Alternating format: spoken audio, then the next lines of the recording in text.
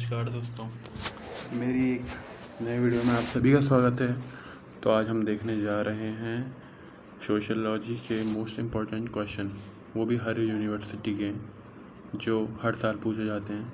ये second same के question हैं, तो आप इन पर ज़रा गौर दीजिए और ध्यान से इनको सुनिए और कहीं पर लिख भी दीजिए जिससे आपको याद रहे। तो पहला क्वेश्चन ये है कि हिंदू जीवन यात्रा के प्रमुख संस्कारों का वर्णन कीजिए। और इसका उत्तर, हिंदू धर्म में जीवन को खुद शुद्ध और उद्देश्यपूर्ण बनाने के लिए 16 प्रमुख संस्कारों का वर्णन किया गया है। ये संस्कार व्यक्ति के जन्म से लेकर मृत्यु तक विभिन्न जीवन चरणों को संस्कारित करते हैं। इनमें प्रमुख हैं गर्भाधान संस्कार, जो पहला संस्कार होता है। संतान प्राप्ति की शुभ इच्छा और शुभ विचारों के साथ गर्भाधारण के लिए किया जाता है।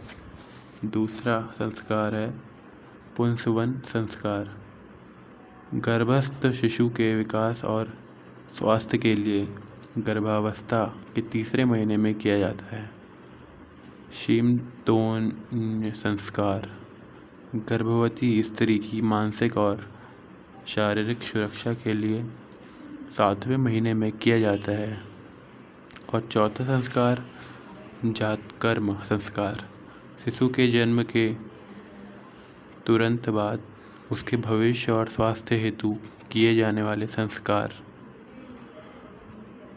अब पांचवा संस्कार देखते हैं, नामकरण संस्कार। शिशु के जन्म के 10वें या 12वें दिन उसका नामकरण किया जाता है। और छठा संस्कार है अन्नप्राशन संस्कार, जब बच्चा लगभग 6 महीने का होता है तब उसे पहली बार अन्न या खाना खिलाया जाता है। 7वां संस्कार है मुंडन संस्कार, बच्चे का पहला सिर मुंडवाना, जिससे अशुद्धियाँ दूर मानी जाती हैं। 8वां संस्कार विरांब संस्कार, शिक्षा की शुरुआत का यह संस्कार विद्या की देवी सरस्वती की पूजा के साथ होता है। 9वां संस्कार है उपनयन संस्कार, यह ब्रह्मचर्य आश्रम में प्रवेश का प्रतीक है, जिसमें बच्चों को गायत्री मंत्र की दीक्षा दी जाती है। 10वां संस्कार है समावर्तन संस्कार, ब्रह्मचर्य आश्रम के अंत में विद्यार्थी के गृहस्थ जीवन में प्रवेश से पूर्व का संस्कार। 11वां संस्कार है विवाह संस्कार, यह सामाजिक और धार्मिक रूप से एक महत्वपूर्ण संस्कार है, जिसमें 2 व्यक्तियों को जीवन भर का बंधन होता है। 12वां संस्कार है आयु बल और वृद्धि में हेतु यह संस्कार किया जाता है। सप्तशती पूजा, यह 13वां संस्कार, व्यक्ति के जीवन के 70वें वर्ष में की जाने वाली दीर्घायु की पूजा। 14वां संस्कार अंत्येष्टि संस्कार, मृत्यु के पश्चात आत्मा की शांति और पुनर्जन्म की तैयारी हेतु किए जाने वाला अंतिम संस्कार। और इसका निष्कर्ष समझते हैं, ये संस्कार व्यक्ति के जीवन को धार्मिक, नैतिक और सामाजिक दृष्टि से मर्यादित करते हैं और जीवन यात्रा को पवित्र बनाते हैं। अब अगला महत्वपूर्ण क्वेश्चन देखते हैं, विवाह का अंत स्पष्ट करते हुए हिंदू और मुस्लिम विवाह में अंतर कीजिए। विवाह का अर्थ क्या होता है, पहले ये समझिए। विवाह एक सामाजिक, धार्मिक और कानूनी अनुबंध है जो 2 व्यक्तियों को पारिवारिक व सामाजिक रूप से एक साथ बांधता है। हिंदू और मुस्लिम धर्म में विवाह की अवधारणा, प्रक्रिया और मान्यताएं अलग अलग होती हैं। हिंदू और मुस्लिम विवाह में अंतर, पहले इनके बिंदु समझते हैं, फिर हिंदू विवाह का अर्थ और मुस्लिम विवाह का अर्थ क्या क्या है वो समझते हैं, इसमें क्या क्या होता है करके।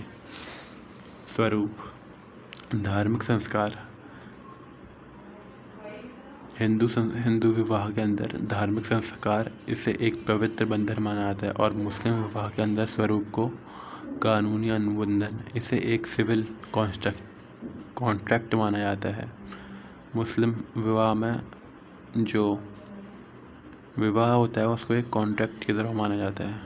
और परंपरा हिंदू विवाह की परंपरा वैदिक मंत्रों और अग्नि साक्षी से संपन्न होता है और मुस्लिम विवाह में निकाह पढ़ाकर काजी और गवाहों की उपस्थिति में होता है। हिंदू विवाह का क्या उद्देश्य है? धर्म, संतान प्राप्ति और पारिवारिक जीवन की मर्यादा। और वहीं मुस्लिम विवाह की क्या उद्देश्य है? वैध यौन संबंध और पारिवारिक जीवन की स्थापना। विवाह विच्छेद हिंदू विवाह में बहुत कठिन और असामान्य प्रक्रिया अविवाह को अनुचित माना जाता है और मुस्लिम विवाह में तलाक या अन्य तरह संबंध और मान्य है। पत्नी की संस्था एक पत्नी का प्रावधान और मुस्लिम में 4 तक पत्नी रखने की अनुमति। गवाह देवता, अग्नि, परिवारजन आदि गवाह माने जाते हैं हिंदू शादी में। और मुस्लिम विवाह में 2 मुस्लिम पुरुष गवाह और 2 स्त्री गवाह जरूर होते हैं।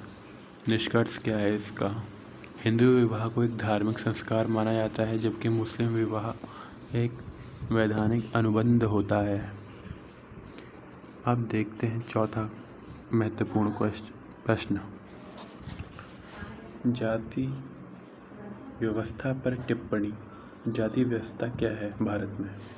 जाति व्यवस्था भारतीय समाज की एक प्राचीन सामाजिक संरचना है जो व्यक्ति के जन्म पर आधारित होती है।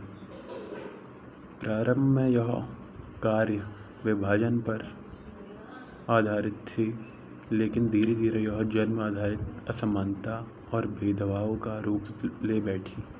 यह व्यवस्था समाज को ब्राह्मण, क्षत्रिय, वैश्य और शूद्र जैसे वर्गों में बांटती है। यद्यपि इसका उद्देश्य सामाजिक कार्यों का उचित विभाजन था, परंतु समय के साथ इससे ऊंच नीच, छुआछूत और सामाजिक अन्याय बढ़ा। आज के संदर्भ में जाति व्यवस्था कैसी है देखते हैं। भारतीय संविधान जाति आधारित भेदभाव को प्रतिबंधित करता है। शिक्षा, कानून और सामाजिक जागरूकता के माध्यम से जातिवाद में कमी आई है, लेकिन यह समस्या अब भी पूरी तरह से समाप्त नहीं हुई। अब देखते हैं 5वां प्रश्न जो बहुत इम्पोर्टेंट है। सामाजिक विधान क्या है? अनुसूचित जाति व स्त्रियों के लिए संवैधानिक प्रावधान को स्पष्ट कीजिए। पहले समझते हैं सामाजिक विधान क्या है।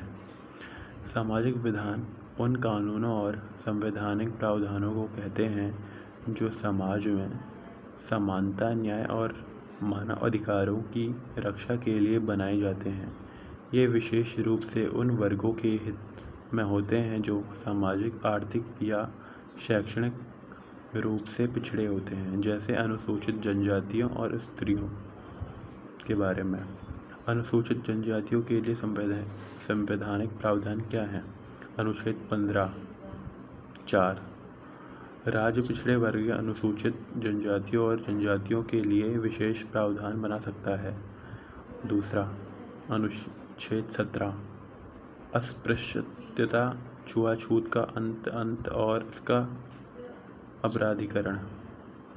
जैसे अगर कोई छुआछूत में होता है, छुआछूत करता है ज़्यादा ही, तो उसको अपराधी घोषित किया जाता है। और तीसरा, अनुच्छेद 46 राज्य का कर्तव्य है कि अनुसूचित जनजातियों को शिक्षा और आर्थिक हितों में विशेष सहायता दें। चौथा देखते हैं, अनुच्छेद जाति अत्याचार निवारण अधिनियम 1989। SC वर्गों पर अत्याचार रोकने हेतु विशेष कानून। अनुच्छेद 330 व 332 संसद और राज्य विधानसभा में अनुसूचित जनजातियों के लिए सीटों का आरक्षण, स्त्रियों के लिए संवैधानिक प्रावधान। अनुच्छेद 14 सभी नागरिकों को समानता का अधिकार। अनुच्छेद 15(3) राज्य स्त्रियों और बच्चों के लिए विशेष प्रावधान बना सकता है। अनुच्छेद 16 सरकारी नौकरी में समानता, समान अवसर को अधिकार।